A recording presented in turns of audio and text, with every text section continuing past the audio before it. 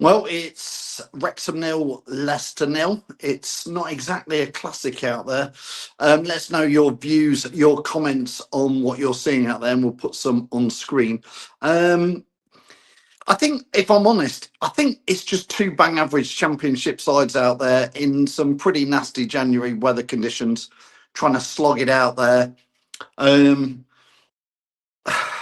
there's a bit of huff and puff out there.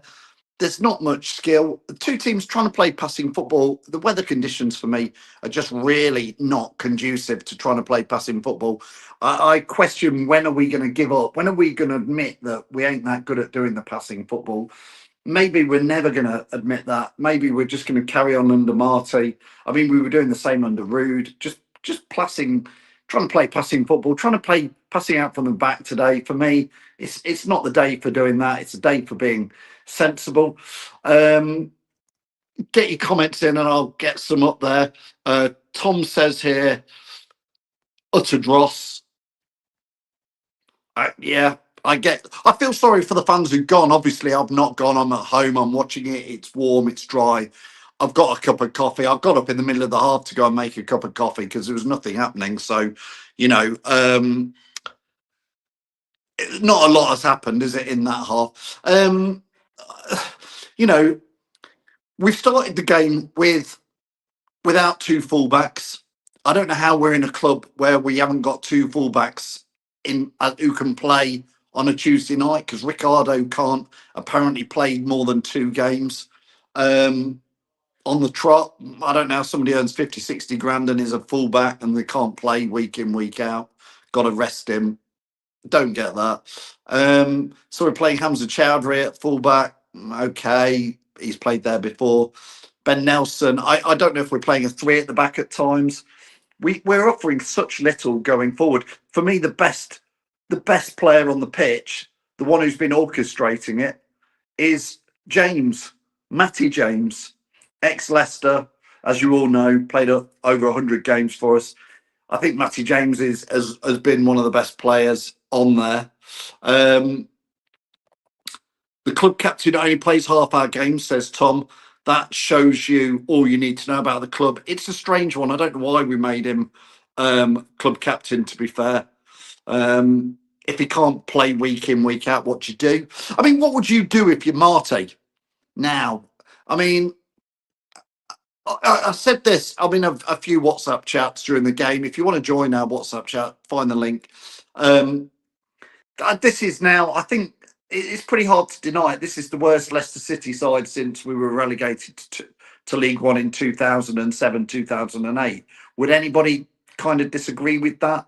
Or would you all agree this is, obviously when we went down to League One, we then, that team in 2008-9 got promoted from League One, and then, we're in a couple of playoff semi-finals and we were generally on the upward trend. This for me is the worst side we've had since that year we got relegated to League One. And even more frustrating than that team back then who got relegated to League One, a lot of these players are on ridiculous money.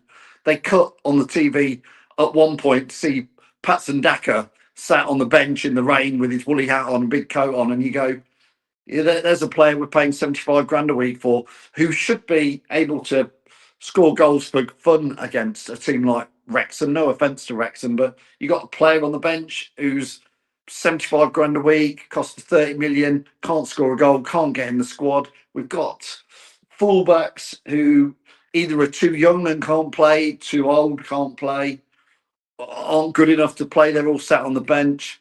I feel, to be fair, pretty grumbly about all this tonight. Um, Patrick says, obviously the 23 under 23s aren't good enough if we can't use the defenders from there. Yeah, Patrick, I have to agree that clearly, they're not good enough. If they can't get into a Leicester side at the moment who are not playing well, not winning games week in, week out, if these players can't get in, then they're obviously, we're all hoping they're good enough, but they're not, not up there. I want to know what you guys think. And what you guys would be doing if you're a Marty at half time. Because you kind of look at the bench and you're just scraping your heads. As I say, we started the game with no fullbacks on the pitch. We started the game with no striker on the pitch. How long how long are we going to keep going without a striker? Um, we've known since, well, 2 3 years that we needed to sort who's going to replace Jamie Vardy. He went last, June. We know we need a striker, and we're on January. What is it, the 20th today, and there's no striker. It's just to me, it's stupid. I often say football. It's not rocket science. Some days it is. It's like a business. If you were running, if you were a painter and decorator in Leicester, and you knew that your paintbrushes were broken, you'd go and buy new paintbrushes. I work in a business where we need a printer. We have to print things out. And if the printer's bust, guess what? I have to go and buy a new printer. I don't want to go and fork out 200 or 300 quid on a new printer or a new laptop or whatever to run a business. But if it's bust, I have to go and fix it. And you kind of look and you go, we're in the January transfer window.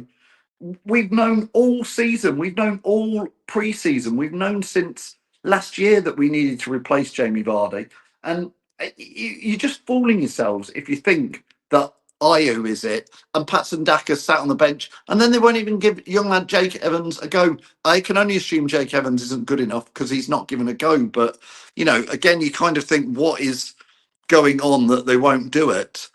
Keep your views coming in. Paul Bland, sorry, Paul Bland, you've got your name. Bland is about what we're seeing on stage. Just says either it's rubbish or what I'm saying is rubbish. It probably is, whatever it is. Bazza, thanks, Bazza, says, well said, Phil. Listen, I just think, Bazza, we all work. If whatever you do, whether you run a business or whether you just go to work, you need some basic tools. You need some basic kit. Because if you haven't got it, if you're flipping burgers in your burger van and you haven't got a spatula and you haven't got gas and you haven't got some fat to cook it in, you can't make a burger. And you can just apply that to every bit of business. If we haven't got fullbacks who can play, we're in a mess. If we haven't got a striker who can score a goal, we're in a mess. If you keep playing the same tactics, which is passing it around, which most of this season we're not the best team on the pitch, and we're not good enough to pass it around. But today it's wet, it's cold, it's windy.